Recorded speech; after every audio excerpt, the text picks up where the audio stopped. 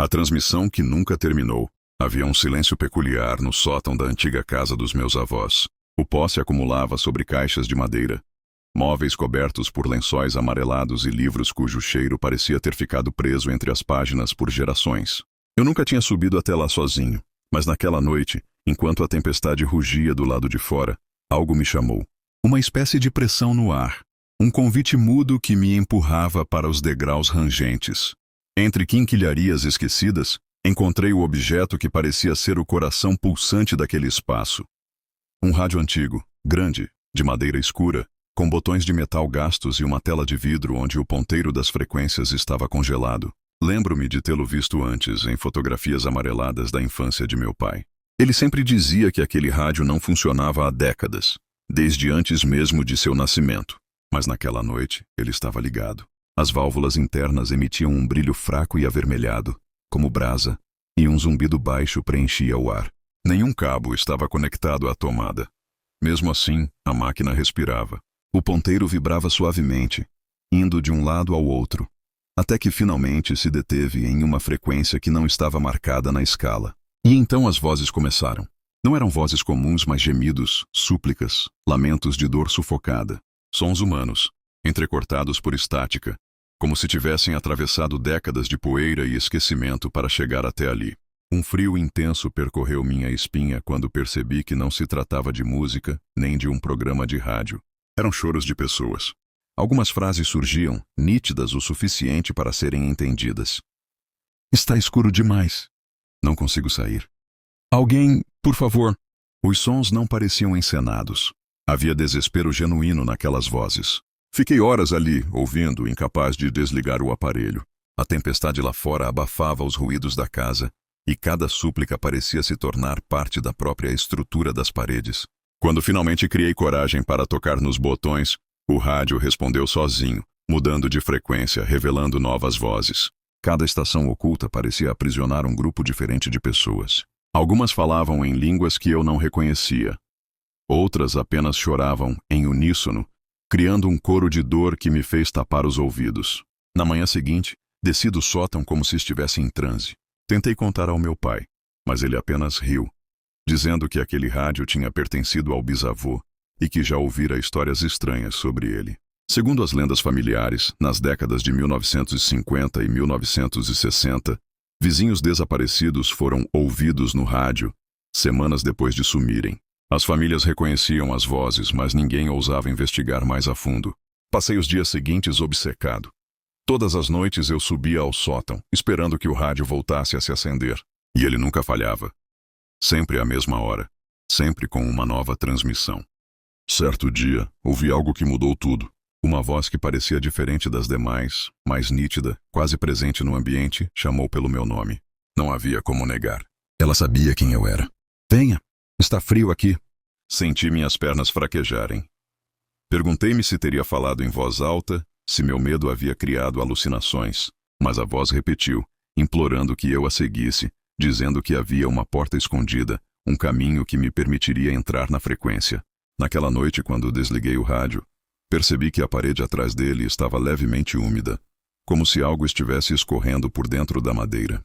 Toquei a superfície e jurei ter ouvido um eco, como se atrás daquela parede houvesse um espaço oco. A obsessão se transformou em necessidade. Comecei a estudar o rádio, desmontar algumas peças, anotar cada voz e cada frase. Descobri que muitas das supostas vítimas mencionadas estavam registradas em jornais antigos como pessoas desaparecidas. Seus nomes, datas e circunstâncias coincidiam. Era impossível ser uma coincidência.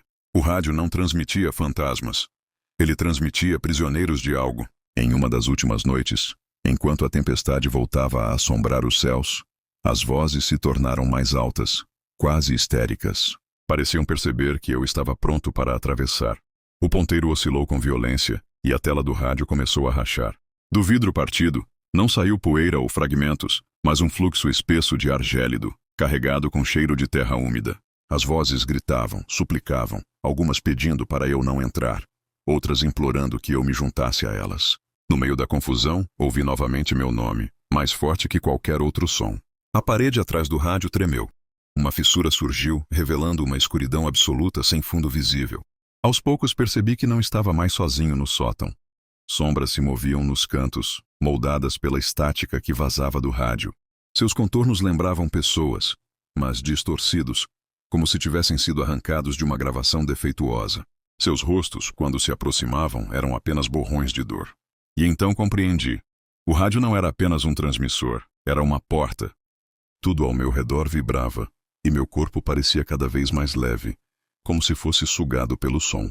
As vozes se multiplicaram em um coro ensurdecedor, me chamando, me arrastando para dentro daquela escuridão.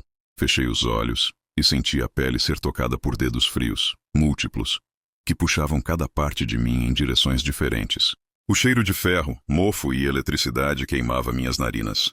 Eu não sabia se ainda estava no sótão ou se já tinha atravessado para o outro lado.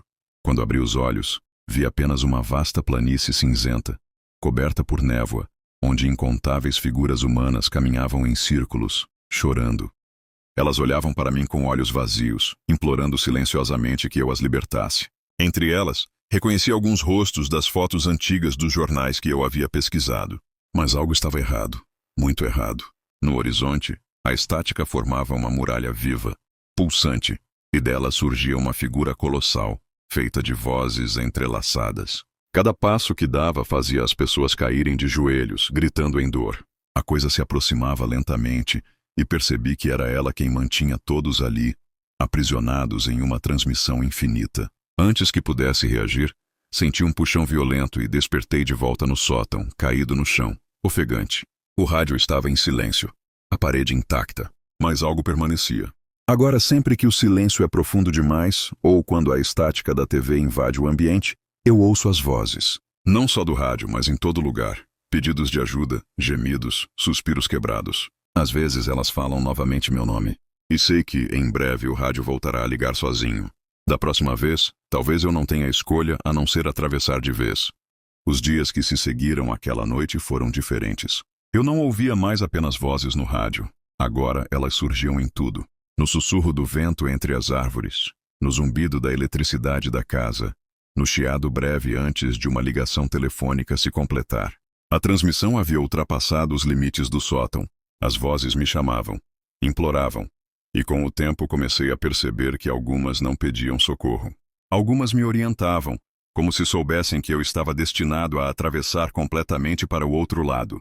Foi em uma madrugada de outono, enquanto a chuva batia na janela, e a escuridão parecia mais espessa que o normal, que o rádio ligou-se sozinho outra vez. Desta vez, porém, ele não esperou que eu me aproximasse. O ponteiro se moveu com violência, os botões giraram, e o som de estática tomou todo o sótão. A parede atrás dele tremeu, e a fissura que eu havia visto antes voltou a se abrir. Dessa vez não resisti. A escuridão me engoliu por inteiro, e a sensação foi como mergulhar em um mar gelado de vozes. Meu corpo não pesava, mas também não era leve. Eu era apenas som, apenas presença, atravessando camadas de estática até me ver novamente naquela planície cinzenta, onde milhares vagavam. As figuras ao meu redor não eram fantasmas comuns. Eram ecos humanos, fragmentos presos em uma gravação infinita, condenados a repetir sua dor. Eu podia ouvir a história de cada um. Uma menina perdida nos anos 1950, um soldado desaparecido, um grupo inteiro de passageiros de um trem que nunca chegou ao destino. Suas vozes misturadas formavam um coro incessante que impregnava o ar. No horizonte, a muralha de estática ainda se erguia, pulsante. E lá estava ele. A entidade colossal, feita de camadas de vozes entrelaçadas, caminhava lentamente em direção às massas. Seus contornos mudavam a cada segundo, como se milhares de rostos e bocas se formassem e desfizessem em sua superfície. Quando ela falava, o chão tremia e todos caíam de joelhos. Você chegou, disse a coisa, mas não em palavras. Era como se todas as vozes desaparecidas se unissem para formar uma só sentença. Meu corpo vibrou. Eu queria fugir, mas não havia para onde. Foi então que percebi que, diferente dos outros, eu ainda tinha forma definida. Eu não era apenas um eco, eu estava inteiro, vivo. A entidade se aproximou, e com um gesto de seus braços disformes, centenas de vozes foram arrastadas em minha direção, empurradas como ondas humanas. Seus rostos se colavam a mim, suplicando, pedindo para que eu os levasse comigo. Eu me debatia, sentindo cada grito atravessar minha mente como facas afiadas. Foi nesse momento que entendi. O rádio não era apenas uma porta de entrada. Era também uma saída. Se alguém atravessasse de volta pelo ponto certo da transmissão, poderia levar consigo as vozes aprisionadas. Mas não sem pagar o preço. A entidade se inclinou sobre mim, e seus múltiplos olhos de estática se fixaram nos meus. A voz coletiva sussurrou dentro do meu crânio. Você pode libertá-los, mas se o fizer, tomarei sua voz.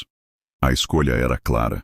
Eu podia voltar para o meu mundo, talvez esquecer, talvez sobreviver, mas todos aqueles ecos humanos permaneceriam presos para sempre. Ou eu podia libertá-los, atravessando de volta com eles, mas perderia a minha própria voz, condenado a vagar silencioso entre duas existências. Fechei os olhos.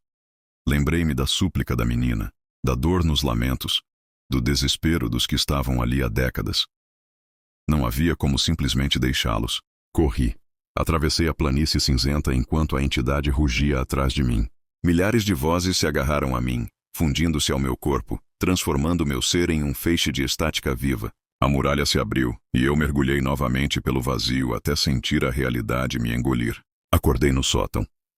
O rádio queimava em chamas azuis, estalando como se estivesse sendo consumido por dentro. As paredes tremiam, as vozes ainda me rodeavam, mas agora estavam livres, espalhando-se como o vento. Uma corrente gélida atravessou a casa, e de repente tudo ficou em silêncio. Tudo, exceto eu. Quando tentei gritar, não consegui. Minha boca se abriu, mas nada saiu. Nem um som, nem um sussurro. A entidade cumprira sua promessa. Minha voz agora fazia parte da transmissão eterna. Hoje, escrevo este relato como último testemunho. Posso ouvir as vozes ainda vagando, algumas talvez finalmente em paz, outras ainda perdidas. O rádio queimado permanece em ruínas no sótão. Mas às vezes, à noite, sinto o chiado da estática vibrando dentro do meu peito. Eu sei que a transmissão não acabou, nunca vai acabar.